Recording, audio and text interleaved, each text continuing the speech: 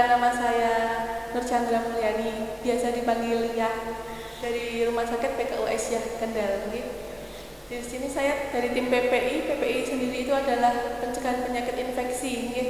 Dari ini untuk pencegahan penyakit infeksius maupun non infeksius.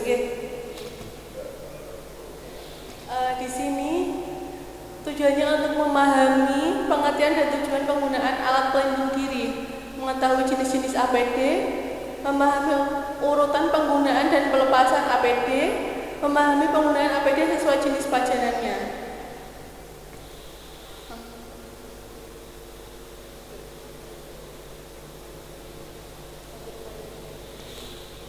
Di sini APD sendiri adalah pakaian khusus atau peralatan yang dipakai untuk memproteksi diri dari bahaya fisik, kimia maupun biologis. Pakaian tenaga kesehatan dari resiko terpajan darah, cairan tubuh, sekret, ekskreta pasien maupun permukaan lingkungan yang terkontaminasi, dan melindungi pasien dari paparan tenaga kesehatan.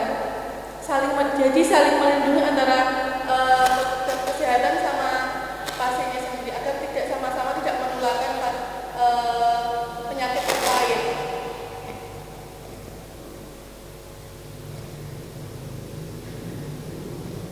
Indikasi penggunaan APD jika diperlukan tindakan menggunakan tubuh atau membran mukosa atau terpercik darah atau cairan yang kemungkinan pasien terkontaminasi dari petugas.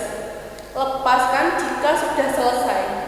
Tidak dibenarkan menggantung masker di leher maupun sarung tangan sambil menulis atau menyentuh permukaan yang lain.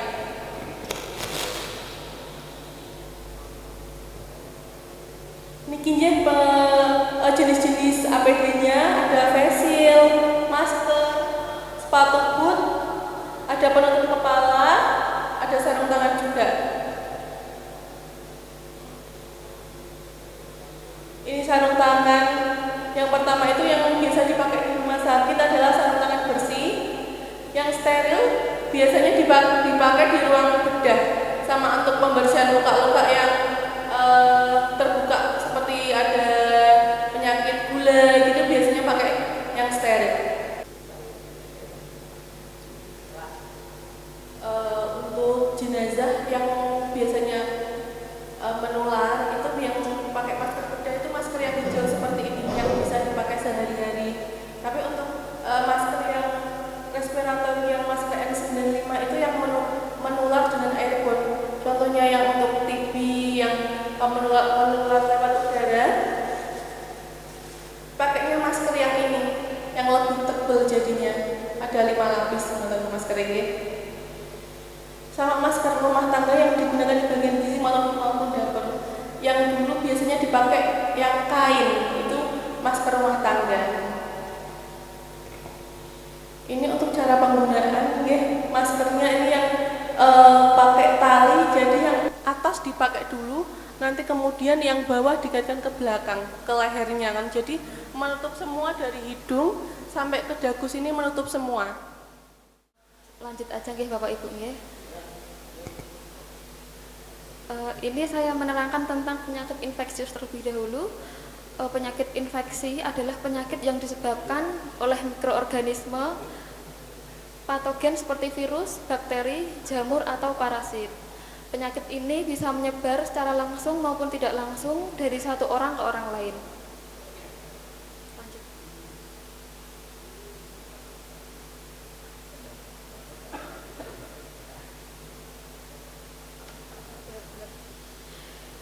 Ini adalah contoh-contoh penyakit infeksiusnya Bapak Ibu. Antraks, hepatitis, HIV atau AIDS, kolera, flu burung, pneumonia, COVID-19. Jadi kalau ada pasien yang meninggal atau jenazah yang mempunyai penyakit-penyakit seperti di atas, ini kita harus menyiapkan APD yang sesuai dengan prosedur. Untuk penyakit non-infeksi sendiri adalah penyakit yang tidak ditularkan dari satu individu ke individu lainnya. Misalkan jika ada jenazah yang meninggal karena seperti demam, tipes gitu, itu tidak harus pakai APD yang begitu lengkap seperti penyakit yang menular seperti yang tadi. Indikator hasil belajar. Yang pertama, pengertian pemulasaran jenazah, prinsip pemulasaran jenazah, prinsip PPI dalam pemulasaran jenazah, dan pengelolaan jenazah dengan penyakit menular. Ini nanti kita pakai contohnya COVID-19.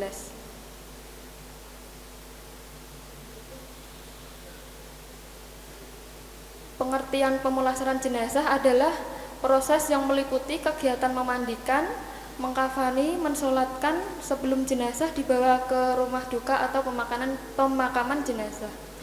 Tujuannya tersendiri adalah mengetahui tata cara perawatan jenazah sesuai agama dan kepercayaan masing-masing dan memahami faktor resiko penularan penyakit. Prinsip pemulasaran jenazah. Yang pertama, selalu menerapkan kewaspadaan isolasi, memperlakukan setiap resiko kontaminasi darah, produk darah, dan cairan tubuh serta jaringan tubuh manusia sebagai bahan infeksius. Jadi jika ada jenazah yang mempunyai riwayat penyakit yang menular, sebagai petugas pemulasaran jenazah kita harus selalu mewaspadai atau harus menerapkan kewaspadaan isolasi tersebut. Yang kedua, tanpa mengabaikan budaya dan agama yang dianut keluarga. Yang ketiga, tindakan petugas yang memahami pencegah dan pengendalian infeksi mampu mencegah penularan atau transmisi.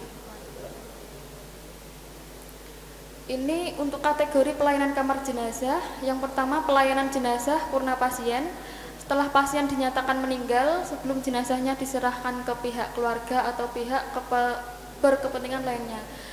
Jadi jika pasien meninggal di rumah sakit, biasanya petugas rumah sakit ini menjelaskan tentang diagnosa pasien, supaya nanti kalau sudah dibawa ke rumah, petugas untuk pemulasarannya jenazah ini tahu apakah pasien ini infeksius ataupun tidak.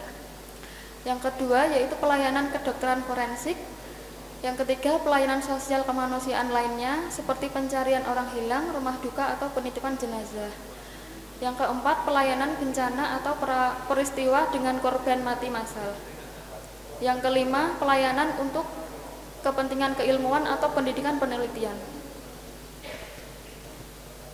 Ini ketentuan umumnya. Yang pertama, semua petugas, keluarga, masyarakat yang menangani jenazah penyakit infeksi sebaiknya telah mendapatkan vaksinasi hepatitis B sebelum melakukan perawatan jenazah.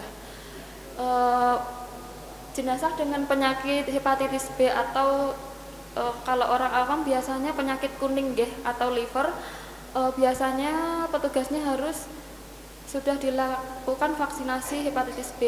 Ini jangka waktunya biasanya 1-5 tahun. Hindari kontak langsung dengan darah atau cairan tubuh lainnya, karena darah atau cairan tubuh lainnya ini sangat